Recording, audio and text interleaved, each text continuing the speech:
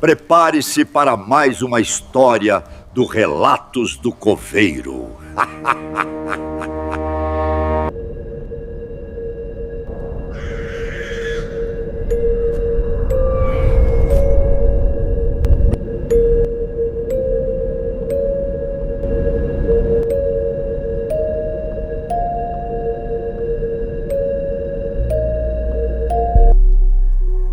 A noiva envelhecida no altar.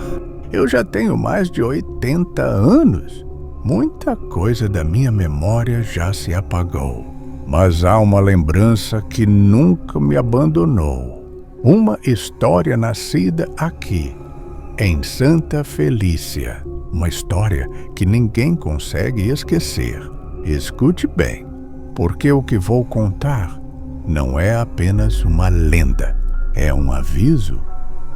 A primeira tragédia, Helena era noiva, uma mulher madura, prometida em casamento por um acordo de famílias. Naquele tempo, casamento não era feito de amor, era de conveniência. O noivo, Roberto, era jovem, bonito e cheio de vida e, em segredo, apaixonado por outra. Uma moça mais nova, risonha, que havia roubado seu coração.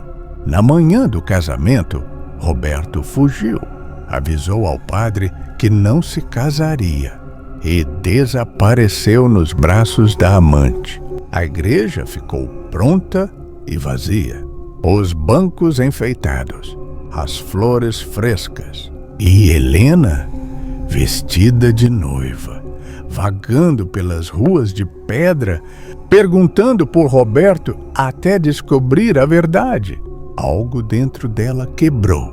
Dizem que ela enlouqueceu porque já era mais velha. Estava prometida há muito tempo ao jovem rapaz e não conseguiria se casar mais. E também pela vergonha por ter sido abandonada e traída. Ela correu até a igreja, trancou-se lá dentro. Alguns dizem que espalhou óleo e ateou fogo. Outros juram que apenas se ajoelhou diante do altar e as chamas nasceram sozinhas. O certo é que a fumaça subiu pelo morro e todos viram a igreja arder, mas não caiu. As paredes pretas ficaram de pé, como cicatrizes. E desde então, Helena nunca descansou. No começo, falavam de uma noiva jovem queimada, parada no altar. Com o tempo, sua alma envelheceu. Hoje, quem olha pelas frestas, jura ver uma noiva velha de véu queimado, rosto enrugado e um sorriso cruel. E há quem escute sua voz chamar. O novo acontecimento, muitos anos depois, a história parecia esquecida. Um rapaz da cidade voltou depois de estudar fora. Tinha uma noiva, queria se casar ali com uma festa simples, ao jeito do povo. Na véspera, ele e o melhor amigo subiram até a velha igreja. Talvez servissem algumas fotos, disse ele. O amigo advertiu. Esse lugar é amaldiçoado. Enquanto falavam, uma voz feminina ecoou lá de dentro. Socorro, por favor. O sangue dos dois gelou. Mas, empurrados pela curiosidade, forçaram a porta e entraram. No instante em que pisaram dentro do salão vazio, a porta se fechou sozinha atrás deles. Um vento quente percorreu o ambiente. As paredes queimadas pareciam respirar. E, de repente, as chamas nasceram do nada.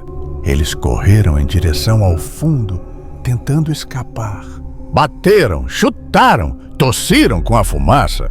Foi então que o amigo olhou para trás e viu algo que jurou jamais esquecer.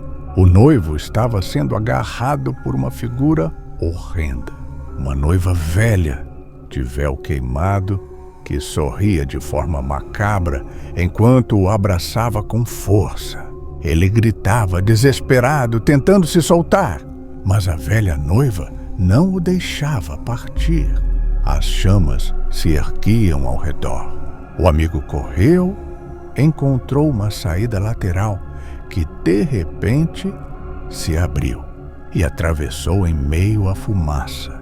Quando chegou do lado de fora, pensou que o noivo vinha logo atrás, mas, ao olhar para trás, só viu o fogo e dentro dele a noiva velha, sorrindo enquanto segurava o rapaz entre os braços.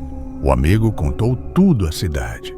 Muitos duvidaram, outros acreditaram, e até hoje ninguém sabe ao certo o que aconteceu lá dentro. A dúvida que ficou, o que torna a história ainda mais sombria, é o que veio depois. Pouco tempo se passou e o amigo que sobreviveu acabou se casando com a noiva do rapaz que morreu. Para alguns, isso é a prova de que ele inventou toda a história, que matou o próprio amigo e ateou fogo para encobrir o crime. Para outros, é apenas o destino cruel da maldição da noiva, repetindo-se geração após geração. Até hoje, ninguém tem certeza, mas a igreja continua lá, em ruínas. E quem se atreve a chegar perto, jura ouvir uma voz sussurrando entre as cinzas. Não se esqueça de se inscrever no canal Relatos do Coveiro.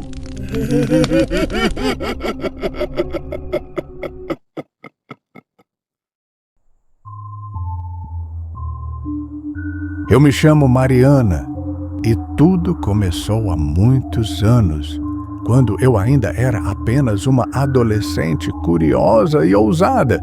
Morávamos em uma pequena cidade do interior, onde histórias de assombrações circulavam de geração em geração.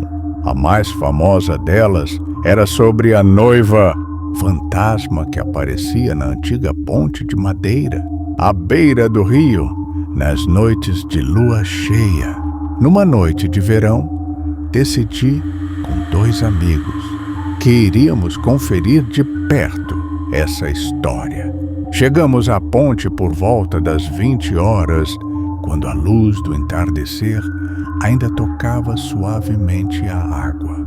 O vento soprava frio e um silêncio pesado pairava no ar. Foi então que notamos uma figura ao longe. Uma mulher vestida de branco, com um véu longo, parado e olhando para nós. Seu rosto estava escondido pelas sombras, mas podíamos sentir o olhar fixo. Aproximamo-nos cautelosamente e, assim que pisamos na ponte, uma sensação gelada percorreu meus braços. Meu coração batia acelerado e meus amigos pareciam congelados de medo. De repente, a porta de entrada da ponte, que antes estava aberta, se fechou com um estrondo.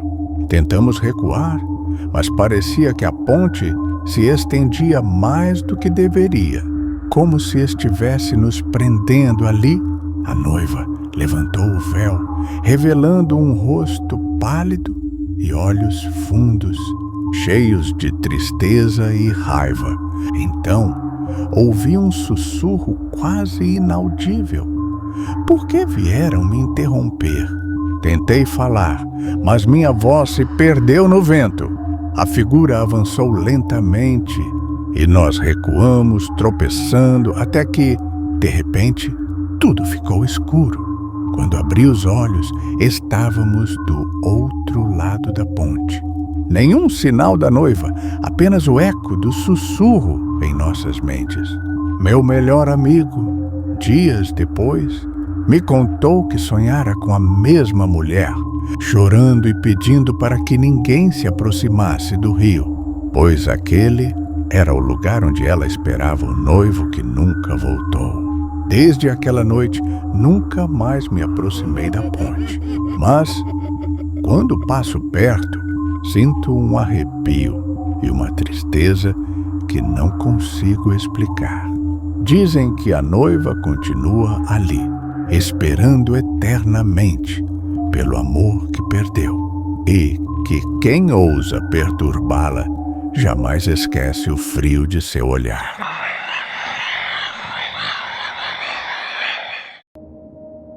Não se esqueçam de se inscrever no canal.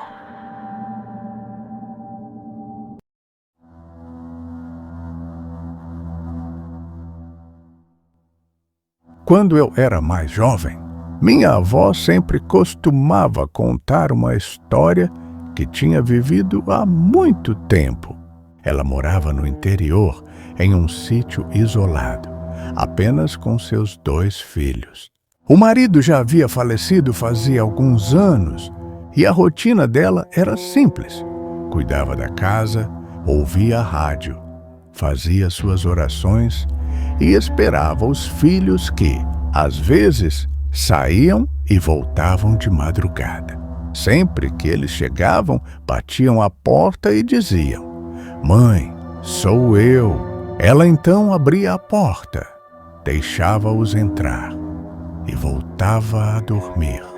Numa dessas noites, havia uma festa local na cidade e todos foram, inclusive seus filhos. Já de idade avançada e debilitada, minha avó preferiu ficar em casa.